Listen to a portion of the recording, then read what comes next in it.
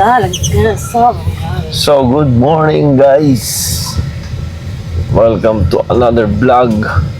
Welcome to my YouTube channel, Biyahero TV. And for today's vlog, magka-camping naman tayo. Pupunta tayo dito sa Viewscape sa may Tanay yun, di ba? Sa may Tanay, Rizal. So, kasama naman natin yung family ni Mrs. Ang state of charge natin may start at 90. And we are in eco mode, 362 kilometers of fuel. So, tingnan natin kung aabot tayo. Kasi we're gonna make a V2L. We're gonna do the V2L dun sa campsite kasi magka-car camping tayo. So, hindi natin ako aabot tong 90% natin dun. So, siguro tataasan ko na lang yung HEV natin into at least 50% para magamit yung gasolina. So, dito pa lang tayo as of the moment sa Golden City. So, susunduin mo natin yung family ni Mrs. sa Manila. Ayun, tsaka tayo, diretso doon. So, time check is 8 AM ng umaga. Medyo maaga tayo. Hopefully, wala namang ulan kasi madilim lang, makulimlim. Hopefully, it's a good weather para maganda yung camping natin. Hindi tayo mabasa. Kasi kapag umulan, delikado. Though, maganda rin dun sa viewscape na yun is pwede ang kotse. Siyempre, kasama natin yung ating mga pets din, guys. Ating 3 pets na lagi natin kasama dahil sila yung mga hand feed natin yan, hand feed birds. Hindi pa namin nakakasama yung mga aso namin kasi yung isang aso ko is malaki. And malikot yun, baka masira yung cabin natin sa loob ng sasakyan dahil mahilig magkakakalmot yung aso ko na yun eh. At unlike nung isang maliit, si Lily, okay lang. So biyahe muna tayo guys. And later gonna get you updated. So we are using currently EV mode. EV mode muna tayo. And might be pag on the way na tayo sa Tanay, dun tayo mag-HEV. So we are here guys in Manila, in San Andres. Ayan, dito sa bahay ng family ni Mrs. And ayan, we are here. Nakapark lang tayo din sa gilid. Bawal dito. So, we are in 65% state of charge, guys. Aabot kaya tayo ng hanggang Tanay. Pero, while we're in 65%, we're gonna use the HEV mode. So, mag-HEV na tayo, guys, para at least matulungan ng gas yung ating sasakyan. So, we are quite loaded. Nandun yung mga gamit natin sa likod. Then, we do have my birds. Andiyan pa yung dalawa sa baba. Giniginaw. Ayan, si Chichi nasa gitna.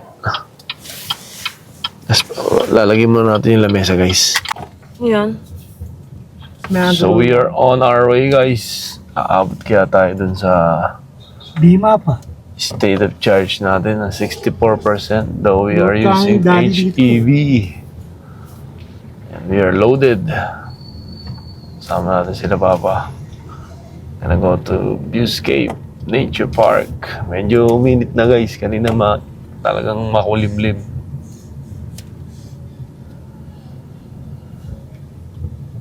Kakamping muna tayo. Tara. Dito tayo ngayon sa San Andres. Kaliwa na tayo dito. Ay, pwede na. Pwede. Oh, dito na lang. Ayoko na. So, dito na tayo sa bakit ng tulay ng Pasig. Dito tayo kala parin James. Oh, Rosario na to ba? Ito na yung Rosario. Tulay na to. Magbaba. Ayan na. So, papunta na tayo ng Sumulong dito, guys. Bakit na tayo ng auntie. Garang ng jeep na ito.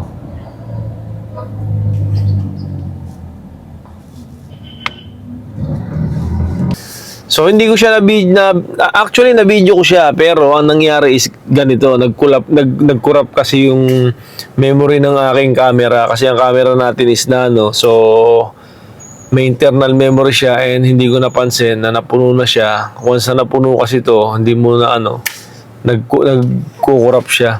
So ganun na nangyari. In short, nawala yung file. From Manila to Tanay straight, naging na lang siyang 40%. Then nag-V2L ako for almost 7 to 8 hours gamit electric fan, charger, ilaw. So the whole night yun, it was around 7 to 8 hours nga. Pagising ko, it was only 35% na lang ang naging nating charge. So pag uwi ko, I came from, I think, still 300 kilometers of fuel. So that is around approximately 25%.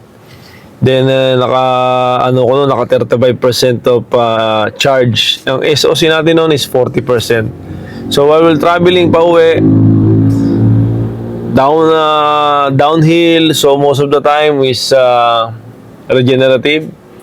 Then nagpunta tayo ng gasoline station sa Petron, nagpakarga ako ng 500 pesos. Naging siyang 517 kilometers. So yun ang kinalabasan niya, 517 kilometers. Then ang state of charge ko noon, I was I think 42.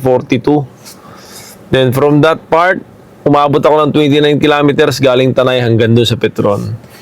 Hindi ko na maalala kung ilan yung kilowatts and yung fuel na nagamit ko kasi nga I was using nasira yung natin, nag-corrupt yung file, so hindi ko siya nakita talaga. Then from there hanggang Manila, pero nung dumating ako Manila, I think I was only 35 or 37, 38%. Then, nung nagbiyahe ako pauwi na dito sa bahay, I use sport mode. So, we are currently using the sport mode kasi pinapalobat na natin tong si Seal 5 natin dahil mag-charge tayo ng calibration. Might be tonight or tomorrow. Gusto kong masagad siya. 25 siya bago dumating sa bahay. Pero I don't think so. Malapit na rin naman tayo. Lapit na sport mode is kakaiba rin. Ang bilis din niya. Iba rin talaga yung tapak. Talagang may arangkada talaga. Lakas. Right? Sport mode kasi i-calibrate ko yung sasakyan ng yung battery natin. So we're gonna do at least 10% of the battery. Then, charge natin siya until 100%. Buong midnight yan. So, yun. Dumating tayo sa bahay. So, we are here, guys. And, basically, nalobat na yung ating camera. So, ito na ang gamit natin, cellphone natin. So, we are currently 22%. Why? Kasi kanina nag-sports tayo. So, tinesting natin. And coming from a 517 gas, naging na rin siya 394. So, I don't know how many percent. Later on, pa-flash ko na lang dyan sa video natin. So, nung naobserbahan ko, from Tanay hanggang sa Manila, I use only 5% of gas. So, I'm running there like, I think, 30% of battery of SOC. So, pag bumaba ng 30%, nag-charge na siya. Then, nung from Manila to Santa Rosa, I down it like until 25% na yung SOC natin. So, nag-full EV ako doon. Then, I use a lot of sports mode para lang ma-utilize natin yung battery, magamit natin, ma-usage natin kasi nga I'm gonna use it today. I'm gonna make calibration today. Kakalibrate ko yung ating battery kasi mag-iisang buwan na rin naman siya. And almost 1 week or 2 weeks ko na siyang hindi nakakalibrate. So patayin na natin guys para makita na natin kung ilan ang nagamit natin. Let's go! So, 66 kilometers mula doon sa pinagpagasan ko hanggang dito. 2.7, 2.33, 3.3 hours. Yun, guys. So, share ko na din sa inyo, guys, ang aking consumption sa total fuel ko. Umabot ako ng 34.2. So, matipid tayong mag-gas. Hanggat maaari, matipid ako mag-gas. Ayan. So, naka 25% lang tayo kasi nga 19% na. Antayin lang natin yan at least mag 10%. Then, i-charge ko na siya. So, nag-start na tayo ng ating tawag ng charging. Ayan. Charge natin. So, 15% lang natin siya kinuha. Hindi na siya kinuha ng 10%. Okay na yung 15%. Though pwede naman talaga 20% lang, guys. Kung ayaw nyo na yung ganun, gusto nyo talaga 20%. 20%, go ahead. Wala namang problema yun eh. Pero hindi pa kasi ako nakapagpa-PMS. Hindi pa natin natatanong ka talaga kay BYD kung pwede yung ganun. Pero based on my research, walang problema yun. Pwede daw yun. Kasi it's on your risk naman. Anyway, sasakyan mo naman yan eh.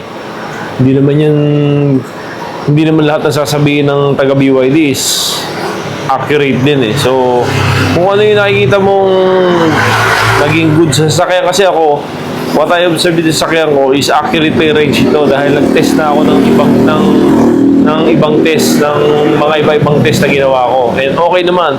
Parang nakakita ko pa nga sa kanya is parang sobra pa yung pagkakakompute ko eh.